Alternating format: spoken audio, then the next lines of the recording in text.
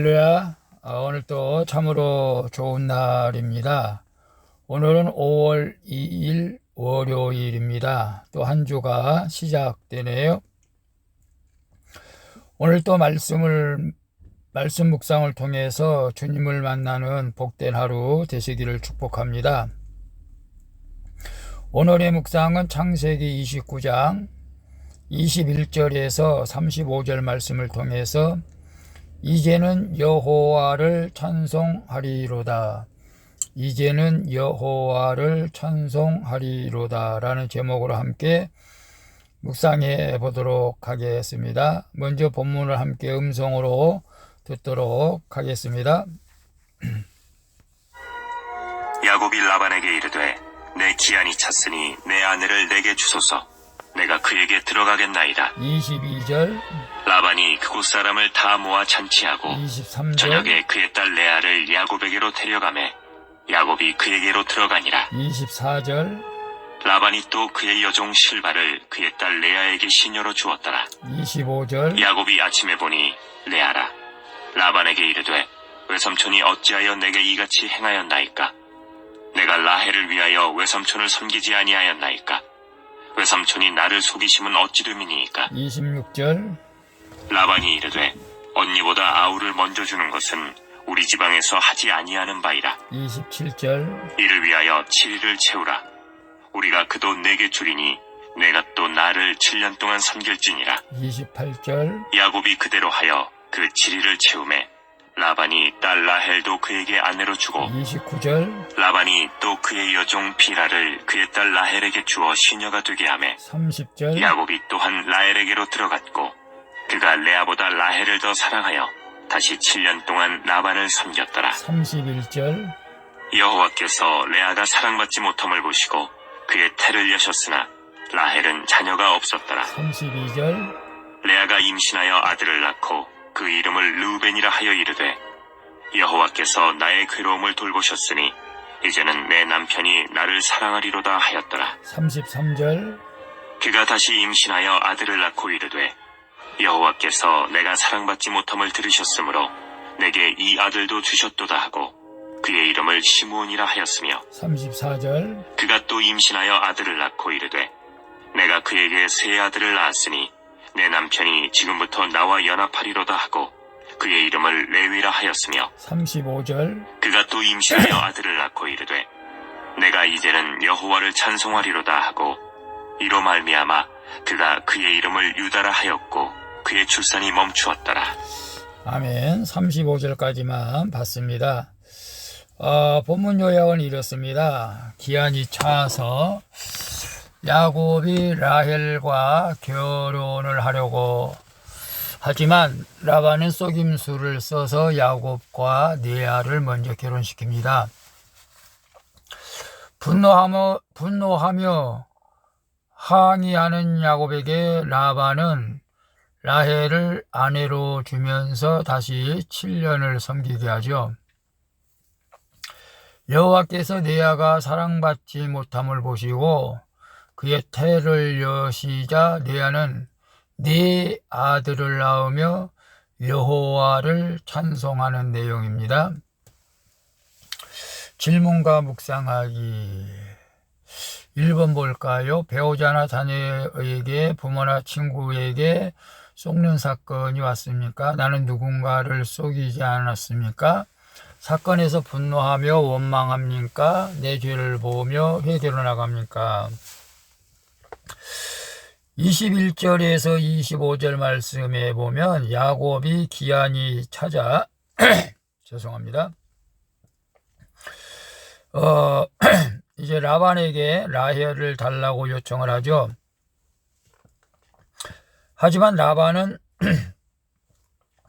결혼 첫날 잔칫날 저녁에 어두움과 신부의 온몸을 감싼 베일을 이용해서 그에게 레아를 데려가게 합니다. 7년간 라헬을 사랑했지만 잔치 때 술에 만취했을 야곱은 레아와 동침하게 되죠.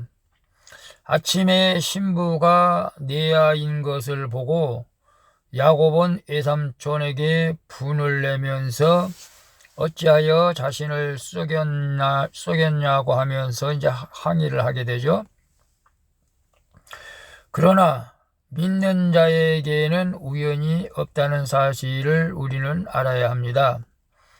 아버지와 형을 속여 장자권을 빼앗았던 야곱이 라반에게 똑같이 속은 것이죠. 사건 가운데 내 죄를 보며 회개하는 것이 이제야 여호와를 찬송하는 길인 줄로 믿습니다. 그래서 우리 한번 말씀을 나눌 때 배우자나 자녀, 부모, 친구 속는 사건이 왔습니까?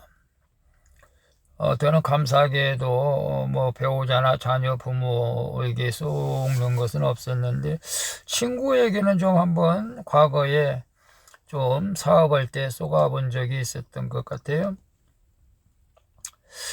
그러면 나도 누군가를 속이지는 않았습니까?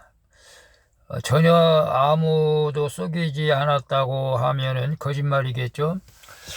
선한 일들을 위해서 거짓말하는 경우도 있었지만 사기를 치기 위해서 거짓말한 적은 없었던 것 같아요. 사건에서 분노하며 원망하겠습니까? 내 죄를 보며 회개로 나아가겠습니까? 라고 했을 때 이것이 지금 중요한 것이죠. 야곱은 사건을 보고 화를 냈지 않았습니까? 내가 나헬을 위해서 7년을 일을 했는데 이게 나헬이 아니고 내가 사랑하지도 않았던 리아를 주어서 하룻밤을 자게 했는데 정말로 기가 막힌 것이죠. 인간적으로 보면 당연히 화를 낼 수도 있고 화가 날 만한 일이죠. 오늘 우리도 저도 지지난주에 참 감당하기 어려운 일로 인해서 좀 분노했던 일들이 있었습니다만은 참 어리석은 것 같아요. 생각 지나고 보면은 아무것도 아닌 것을 가지고 화를 내고 이런 것들은 원망하고 지나고 보면은 정말로 어리석은 것처럼 느껴지는데 그 일을 통해서 제가 겸손이라는 것을 또 다시 하나님 은혜로 깨닫게 되었는데요. 우리가 어떤 사건을 만났을 때에 억울하고 분노하고 그럴 수도 있습니다. 또 성격이 급할수록 더하죠. 우리 큐티하는 여러분들 또 저도 마찬가지겠습니다만 이제 어떤 사건 앞에서도 분노하지 않고 내 죄를 바라보면서 회개로 나가는 그런 삶이 될 수 있기를 축복합니다. 2번 봅니다. 철저히 쏟고도 나의 욕심과 집착 때문에 다시 쏟고 당한 것은 무엇입니까? 하나님의 뜻과 주권보다 앞서는 내 생각과 욕심이 있습니까? 라고 했을 때 26절에서 30절 말씀에 보면 야곱의 항의하자 라반은 그를 타이르면서 레아와의 결혼잔치 기간을 채우면 라헬도 주겠다고 하죠. 대신 또 7년을 섬기라고 제안을 합니다.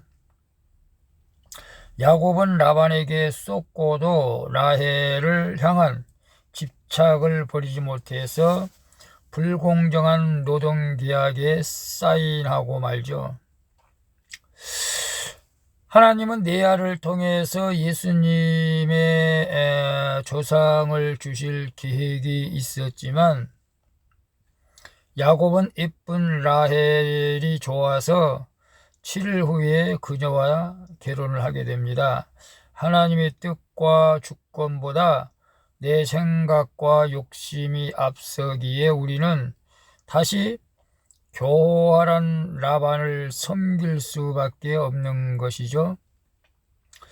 그러나 이런 훈련으로 주님은 내 힘을 빼시면서 구주를 찬송하게 하시는 분이신 것을 믿으시길 바랍니다. 철저히 쏟고도 나의 욕심과 집착 때문에 다시 쏟고 당한 것은 무엇입니까? 나의 욕심, 나의 계획. 갑자기 생각이 나는데 제가 이제 금전적으로 좀 필요해서 대출을 받으려고 했을 때에 그 문자 같은 거 좀 자주 보면 안 될 것 같아요. 뭐 신용대출, 뭐 금리 저렴하게 해서 이제 했는데 그게 바로 이제 보이스피싱이었죠. 사실은 지나고 보니까 주변에서 보이스 아들과 아내가 보이스피싱이라고 말을 했는데도 아니라고 고집하면서 돈을 또 두 번째로 보냈던 기억이 나는데요. 이런 그 자기 욕심 때문에 집착 때문에 제가 이렇게 좀 당했습니다. 오늘 큐티하시는 우리 모두는 내 집착이 무엇인지를 잘 깨달을 수 있기를 축복합니다. 하나님의 뜻과 주권보다 앞서는 내 생각과 욕심이 있습니까? 인간적이라면 누구나 당연히 인간적인 계획이 있죠. 부모로서 자녀가 빨리 결혼하는 것이 부모의 마음이죠. 그래서 닥달을 하죠. 자녀들에게. 저도 그랬습니다. 빨리 결혼하라고. 하나님의 뜻이 어디 있는지는 모르겠지만 교회 부흥도 마찬가지입니다. 교회 부흥을 위해서 열심히 기도하고 전도도 했지만 그것이 어떤 면에서는 내 욕심일 수밖에 없다는 생각을 했습니다.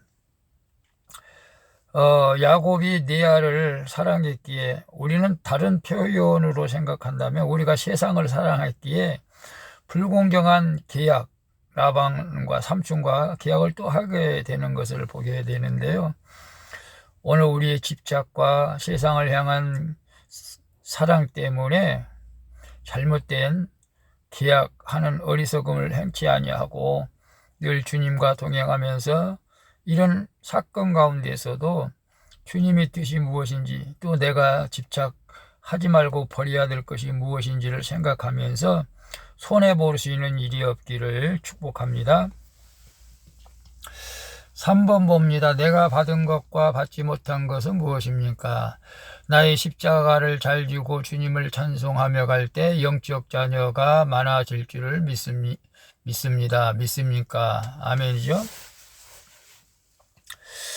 31절 35절에 보면 레아는 남편의 사랑을 못 받고 라헬은 그의 사랑을 독차지하죠. 그러자 공평하신 하나님이 레아의 태를 열고 라헬의 태는 닫아버리죠. 레아는 아들을 낳을 때마다 하나님께 신앙 고백을 합니다.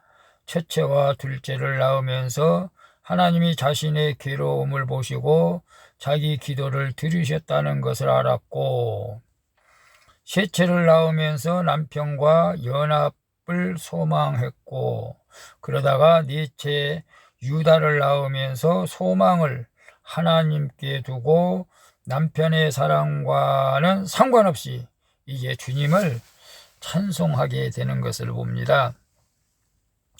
이처럼 환경이 변하지 않아도 하나님만 상급으로 삼으며 주를 찬송하게 되면 우리 집안에 메시아가 임하게 될 줄로 믿습니다. 그래서 내가 받은 것, 받지 못한 것은 무엇입니까? 제가 받은 것은 건강 같아요. 건강의 복을 받았습니다.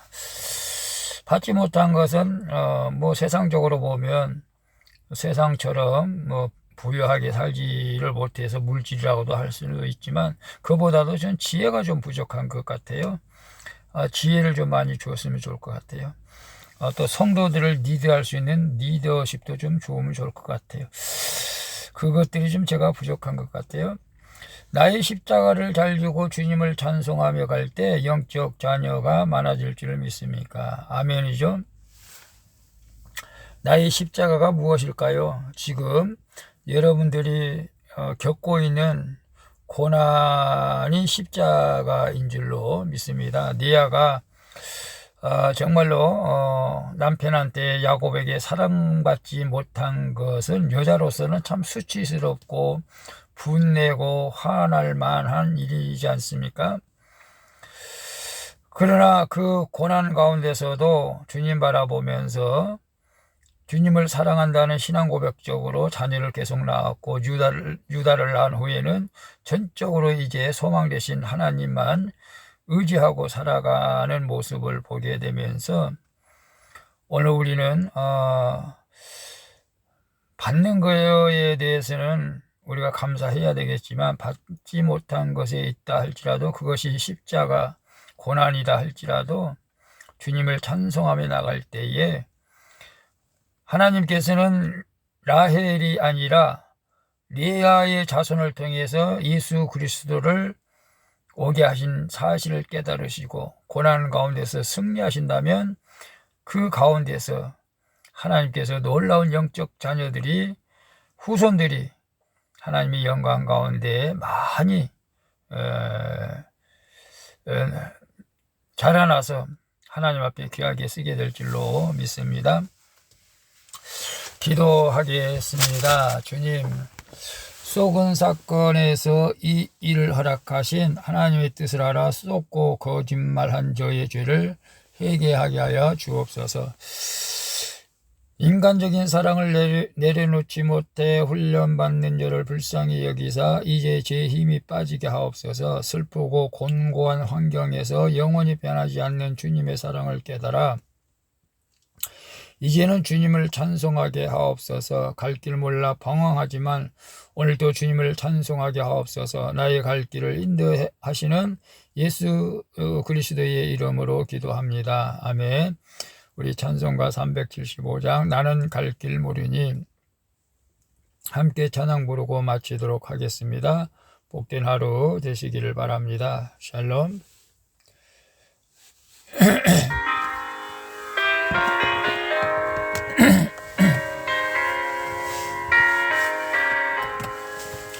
나는 갈 길 모르니 주여 인도하소서.